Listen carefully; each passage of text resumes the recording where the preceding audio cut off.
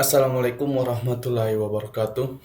Perkenalkan, saya Muhammad Arya Putra Rafa dari kelas pengantar Sistem Informasi A dengan NIM H0712311033 dari Prodi Sistem Informasi.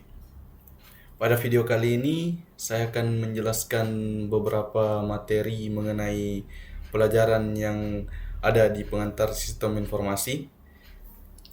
Yang pertama itu bab mengenai keunggulan kompetitif dan strategis sistem informasi. Kemudian bab selanjutnya ada pengembangan sistem informasi, SLDC, metodologi, bahasa pemrograman, alat pemrograman, komputasi pengguna akhir, dan metodologi implementasi.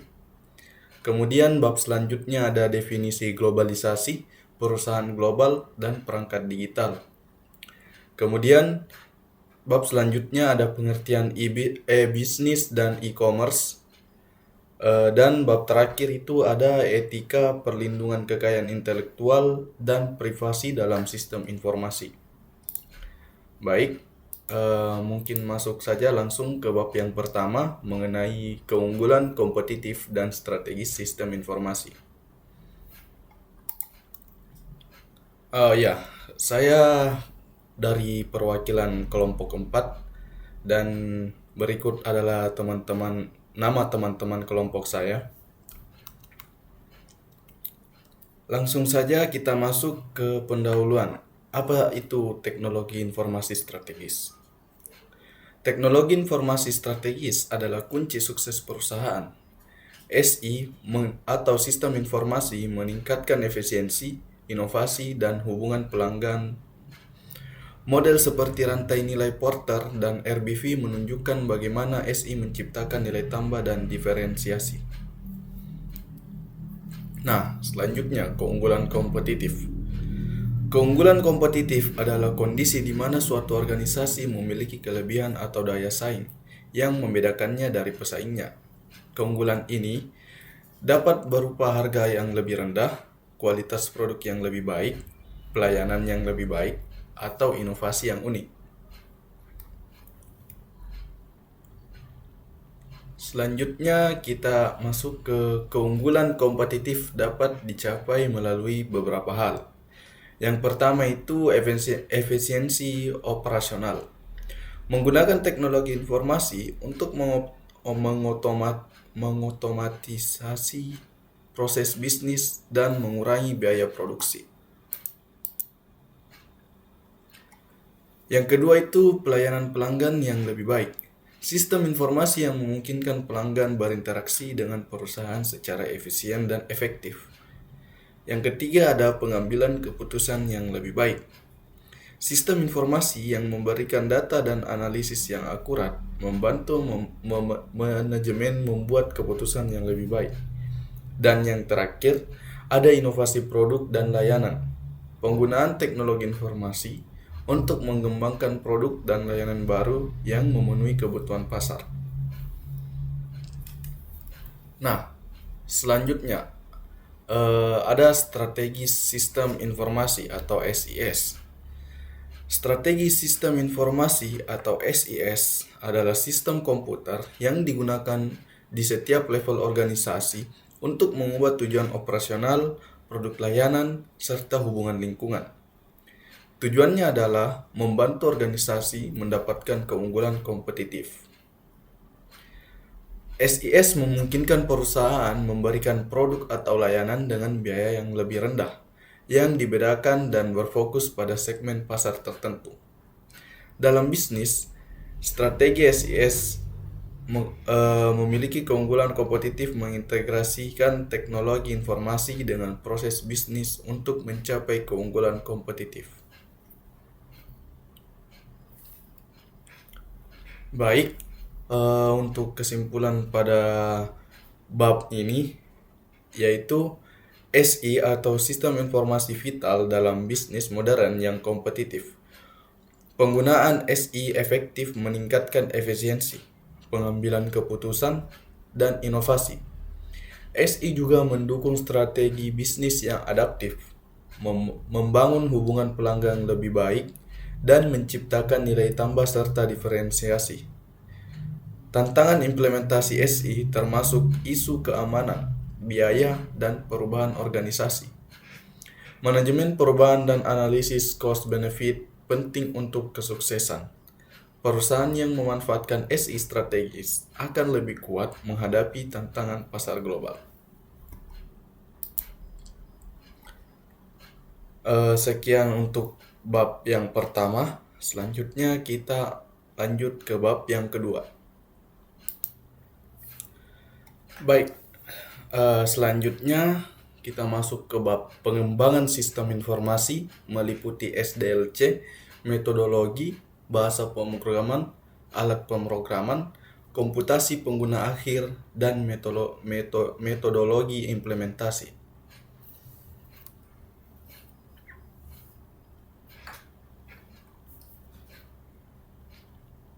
Kita masuk ke pendahuluan.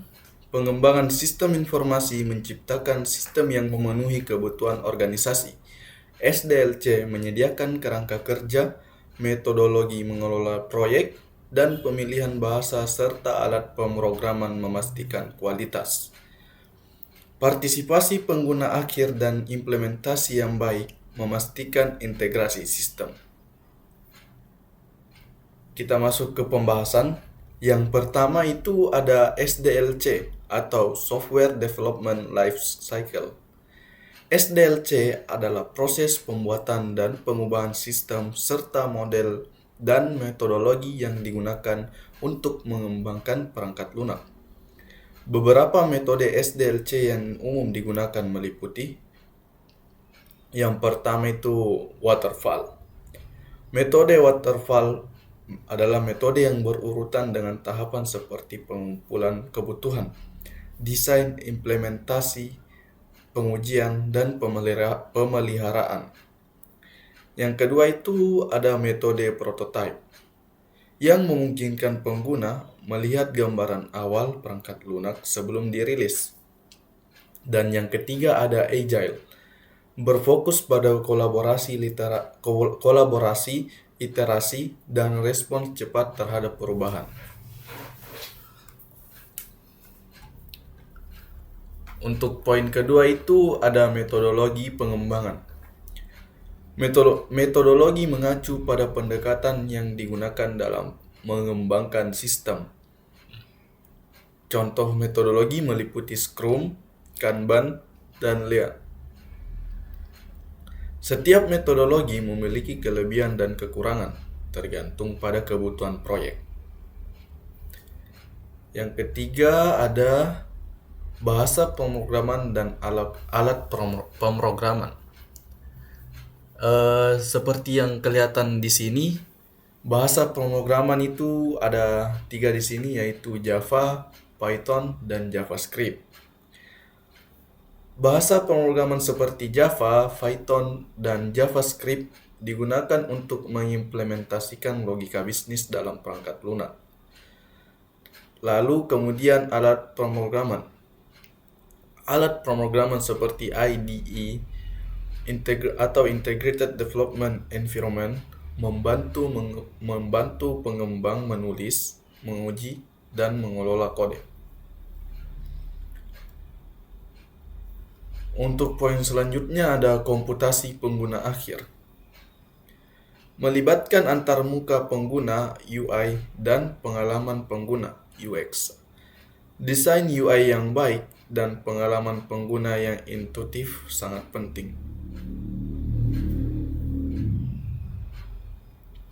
Dan poin yang terakhir itu ada metodologi implementasi. Metodologi ini mencakup langkah-langkah untuk mengimplementasikan sistem ke lingkungan produksi. Deployment dan monitoring sistem adalah bagian penting dari metodologi ini. Baik, kita mengambil kesimpulan pada bab ke-10 ini. Pengembangan sistem informasi butuh pendekatan terstruktur dan kolaboratif.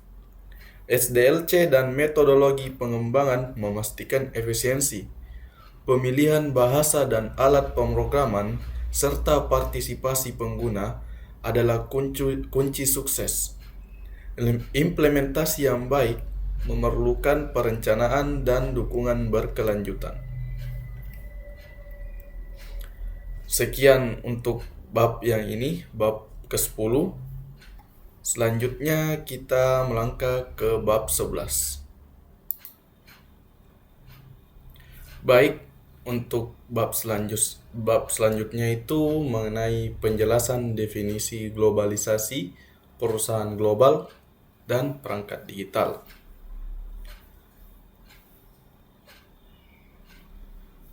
Di sini ada pendahuluan di mana globalisasi telah menjadikan salah satu fenomena yang paling signifikan dalam beberapa dekade terakhir, mengubah cara dunia berinteraksi di berbagai bidang termasuk ekonomi, budaya, dan teknologi.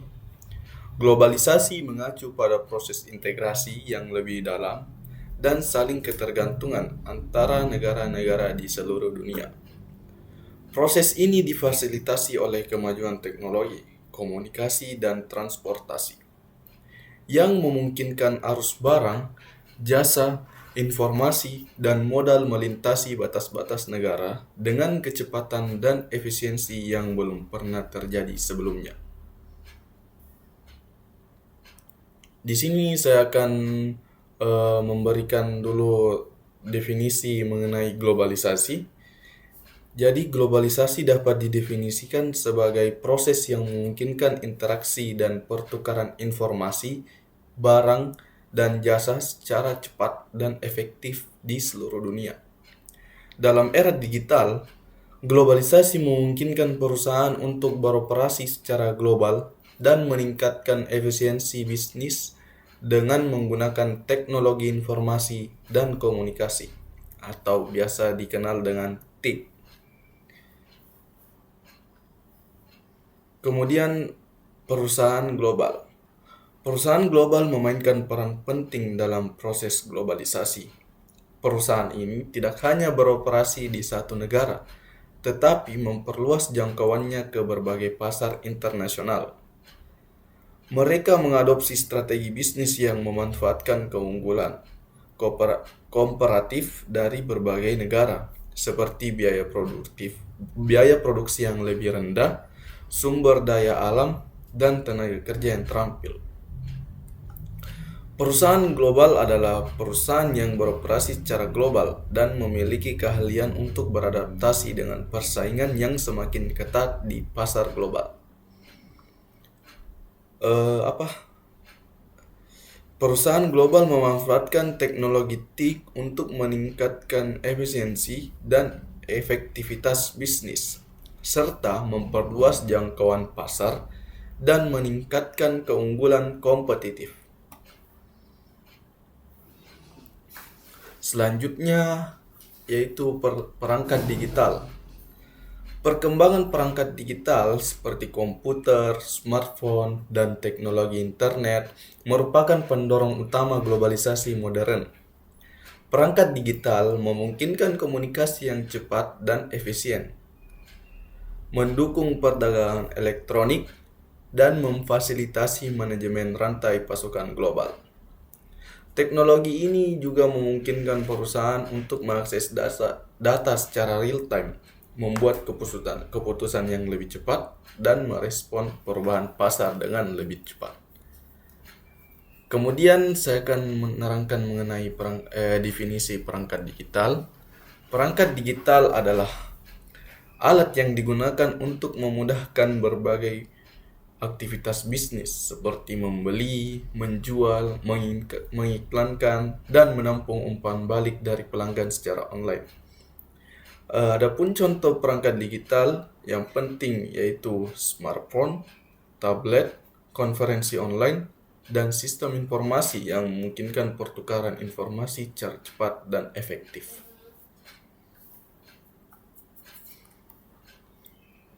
Berikut adapun pengaruh globalisasi terhadap perusahaan global. Globalisasi telah mempengaruhi perusahaan global dengan meningkatkan persaingan di pasar global. Perusahaan global harus beradaptasi dengan cepat dan memanfaatkan teknologi TIC untuk meningkatkan efisiensi dan efektivitas bisnis. Dalam era digital, perusahaan global harus memiliki strategi yang tepat untuk memperluas jangkauan pasar dan meningkatkan keunggulan kompetitif.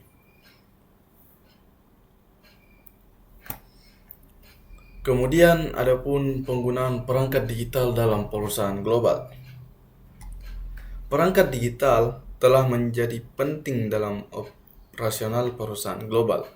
Perangkat digital memungkinkan perusahaan global untuk berkomunikasi dengan pelanggan secara online, membeli dan menjual produk secara online, serta meningkatkan efisiensi bisnis dengan menggunakan sistem informasi yang efektif. Nah, kesimpulan yang bisa kita dapat dari materi kali ini yaitu globalisasi telah mempengaruhi perusahaan global dengan meningkatkan persaingan di pasar global. Perusahaan global harus beradaptasi dengan cepat dan memanfaatkan teknologi TIC untuk meningkatkan efisiensi dan efektivitas bisnis.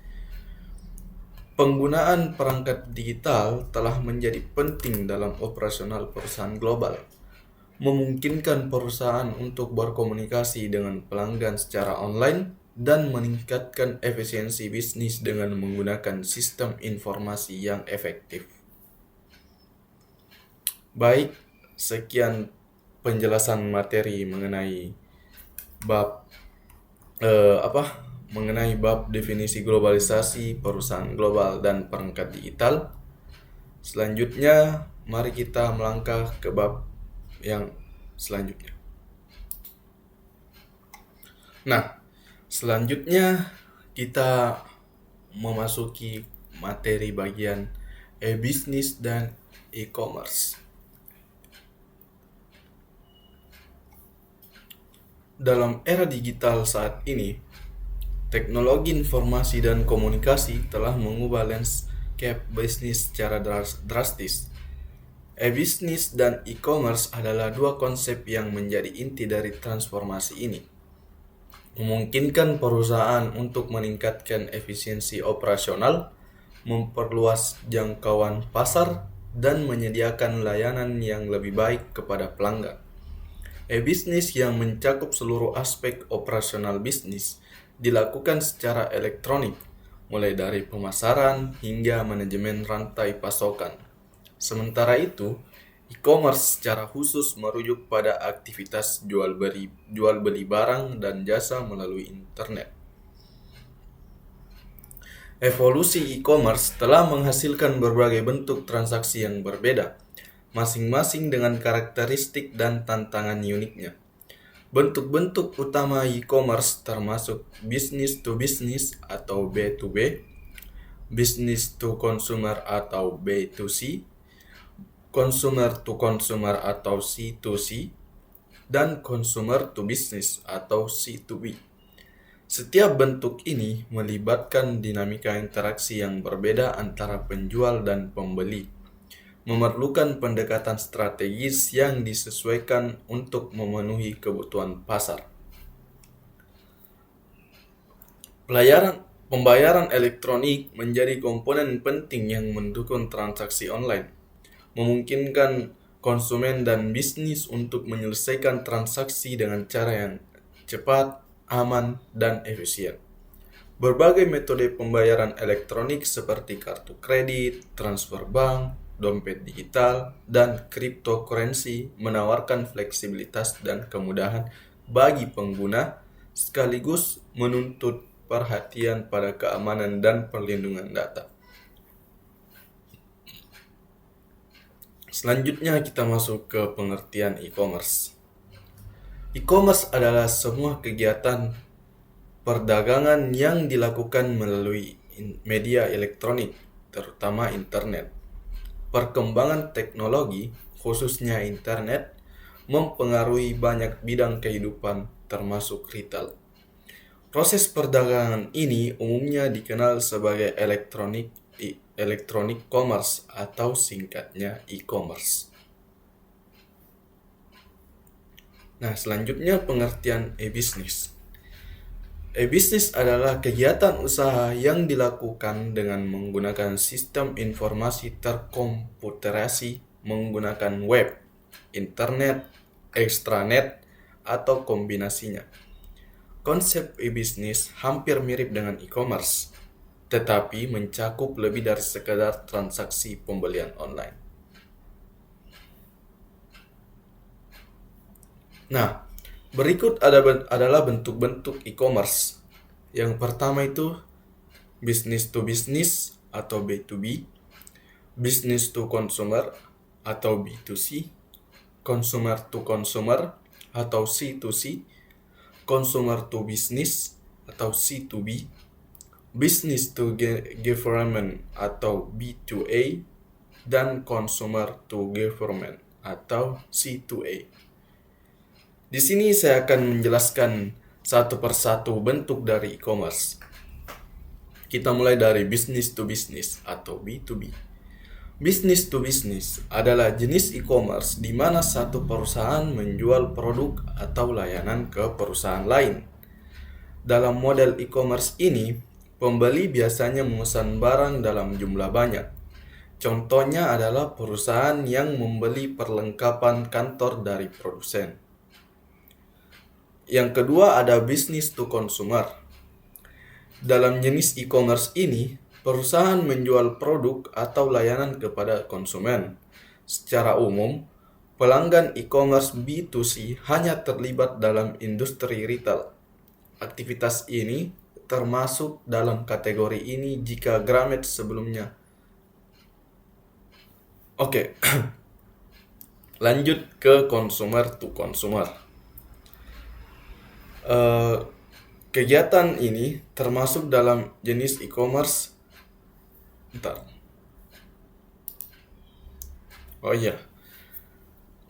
Consumer to consumer ini seperti kita menjual barang bekas kepada orang lain yang membutuhkannya melalui media internet.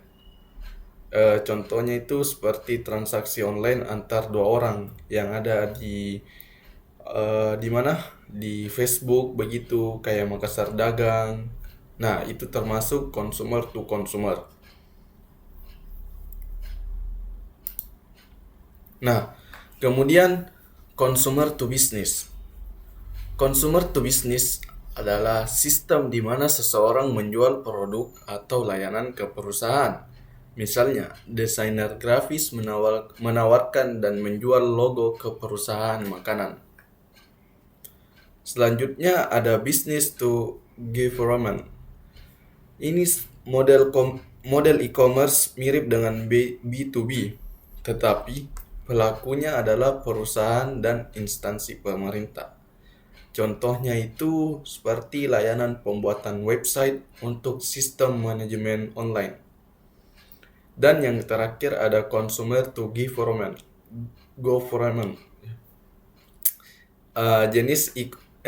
Ini adalah jenis e-commerce yang bekerja seperti C2B, namun transaksi dilakukan oleh individu dan lembaga pemerintah. E-commerce dengan model C2A ini jarang ditemukan di Indonesia. Jenis transaksi yang terjadi biasanya berupa jasa. Nah, kita lanjut ke pembayaran elektronik. Pembayaran elektronik adalah proses pembayaran yang dilakukan secara online menggunakan teknologi seperti kartu debit, kredit, atau transfer. Pembayaran elektronik memungkinkan transaksi bisnis online menjadi lebih cepat dan efektif. Nah, selanjutnya ada etika dan hukum elektronik. Etika dan hukum elektronik adalah aspek penting dalam bisnis online. Etika elektronik mengacu pada prinsip-prinsip yang harus diikuti dalam bisnis online, seperti kejujuran dan transparansi. Hukum elektronik mengacu pada peraturan-peraturan yang mengatur bisnis online, seperti perlindungan data pribadi dan hak cipta. Nah, kesimpulan yang bisa kita ambil dari materi kali ini yaitu keberhasilan dalam dunia bisnis digital memerlukan pendekatan yang terintegrasi, mencakup teknologi, pembayaran, etika, dan kepatuhan hukum. Dengan pemahaman yang komprehensif tentang e-bisnis dan e-commerce, serta aspek-aspek terkait perusahaan dapat mengoptimalkan keuntungan dan mengurangi risiko dalam bisnis digital, mencapai operasi yang efisien dan berkelanjutan. Baik, sekian untuk materi tentang e-commerce dan e-bisnis. Selanjutnya kita melangkah ke materi yang terakhir. Nah, selanjutnya bab terakhir itu mengenai etika, perlindungan kekayaan intelektual, dan privasi dalam sistem informasi. Adapun topik pembahasannya akan dibahas pada bab kali ini. Yang pertama itu mengenai etika. Yang kedua, perlindungan kekayaan intelektual. Yang ketiga, privasi dalam sistem informasi. Dan yang terakhir adalah kesimpulan yang dapat kita ambil dari materi kali ini. Dalam beberapa dekade terakhir, kemajuan pesat dalam teknologi informasi dan komunikasi telah mengubah lanskap bisnis, pemerintahan, dan kehidupan sehari-hari. Sistem informasi kini menjadi tulang punggung operasional berbagai organisasi, memungkinkan pengelolaan data yang efisien, komunikasi yang cepat, dan inovasi yang berkelanjutan. Namun, dengan meningkatnya ketergantungan pada sistem informasi, muncul pula tantangan-tantangan baru yang berkaitan dengan etika, perlindungan kekayaan intelektual, dan privasi. Nah, berikut ada pembahasan mengenai etika dalam sistem informasi. Etika dalam sistem informasi mengacu pada prinsip-prinsip yang harus diikuti dalam penggunaan teknologi informasi. Etika ini meliputi prinsip kejujuran, transparansi, dan keamanan data. Dalam penggunaan teknologi informasi, etika sangat penting untuk memastikan bahwa data yang dikumpulkan dan diproses adalah sah dan tidak melanggar hak privasi individu. Pelanggaran etika dalam sistem informasi dapat mengakibatkan berbagai konsekuensi negatif, termasuk pelanggaran privasi, penyalahgunaan data, dan hilangnya kepercayaan publik. Berikut adalah prinsip-prinsip yang ada di etika dalam sistem informasi.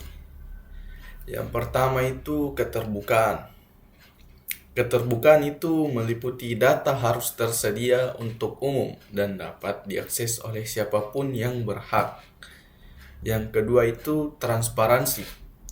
Datanya itu harus jelas dan dapat dipahami oleh siapapun yang berhak. Yang ketiga, keamanan. Data tersebut harus dilindungi dari akses yang tidak sah dan kerusakan. Dan yang terakhir adalah keteraturan. Data harus disimpan dengan cara yang teratur dan dapat diakses dengan mudah. Perlindungan kekayaan intelektual menjadi sangat penting di era digital, di mana inovasi dan kreativitas memainkan peran kunci dalam perkembangan ekonomi. Kekayaan intelektual yang mencakup hak cipta, hak paten, dan merek dagang memberikan perlindungan hukum bagi pencipta dan inovator, memastikan bahwa mereka mendapatkan penghargaan yang layak atas karya mereka. Tanpa perlindungan yang memadai, insentif untuk berinovasi dan menciptakan produk baru dapat berkurang, merugikan perkembangan teknologi dan ekonomi. Perlindungan kekayaan intelektual dalam sistem informasi mengacu pada upaya untuk melindungi hak cipta, merek, dan paten yang terkait dengan teknologi informasi, Perlindungan kekayaan intelektual sangat penting untuk memastikan bahwa teknologi informasi yang dikembangkan tidak disalahgunakan oleh pihak lain. Perlindungan kekayaan intelektual dalam sistem informasi meliputi hak cipta, hak paten, dan merek. Hak cipta adalah hak untuk mengembangkan dan mempertahankan karya intelektual, seperti program komputer, software, dan lain-lain. Hak paten adalah hak untuk mengembangkan dan mempertahankan inovasi. Merek adalah simbol yang digunakan untuk mengidentifikasi produk atau jasa yang unik.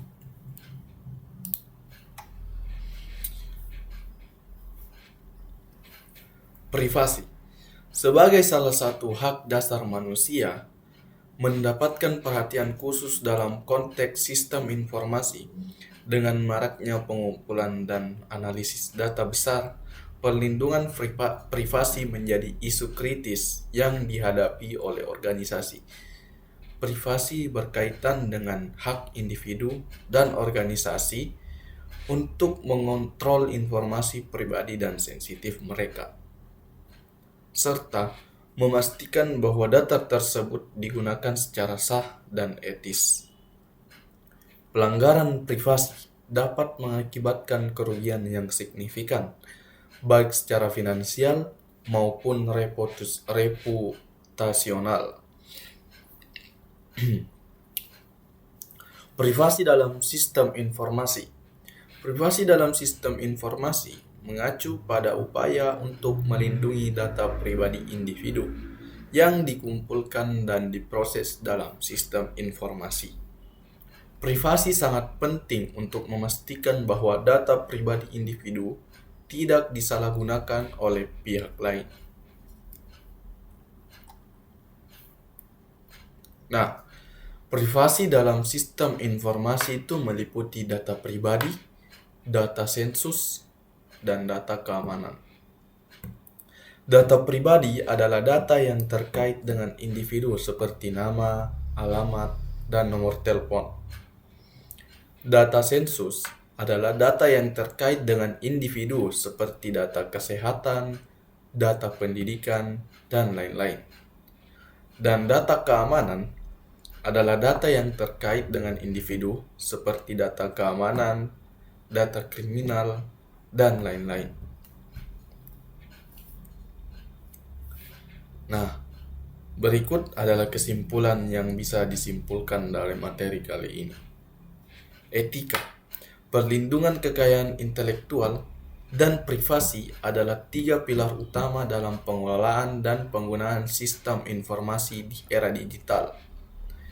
Individu dan organisasi harus mengikuti prinsip-prinsip moral seperti tanggung jawab, kejujuran, transparansi, dan keadilan untuk memastikan penggunaan teknologi informasi yang sah dan etis. Menghindari penyalahgunaan data dan hilangnya kepercayaan publik. Perlindungan kekayaan intelektual melalui hak cipta, paten, dan merek dagang mendorong inovasi dan kreativitas dengan memberikan penghargaan yang layak bagi pencipta atau inovator, serta menjaga insentif untuk berinovasi. Kemudian privasi, sebagai hak dasar manusia, menuntut organisasi untuk mengelola data pribadi dan sensitif secara sah dan etis, guna menghindari kerugian finansial dan reputasional. Integrasi yang baik dari etika. Perlindungan kekayaan intelektual dan privasi dalam sistem informasi mendukung inovasi sekaligus menjaga kepercayaan dan keamanan pengguna. Materi ini menyoroti pentingnya memahami dan menerapkan praktik terbaik dalam ketiga aspek tersebut melalui analisis mendalam dan studi kasus yang relevan. serta menegaskan bahwa keberhasilan dalam mengelola sistem informasi secara bertanggung jawab, aman, dan berkelanjutan memerlukan pemahaman komprehensif dan implementasi strategi efektif untuk melindungi semua pihak yang terlibat. Baik, mungkin dengan berakhirnya pembahasan bab terakhir pada video kali ini, maka kita sampai juga di ujung video pada kali ini. Itulah tadi beberapa pemaparan materi yang saya bawakan mewakili kelompok 4 kelas pengantar sistem informasi. Sekian, apabila ada kesalahan atau kekurangan materi mohon dimaafkan. Wassalamualaikum warahmatullahi wabarakatuh.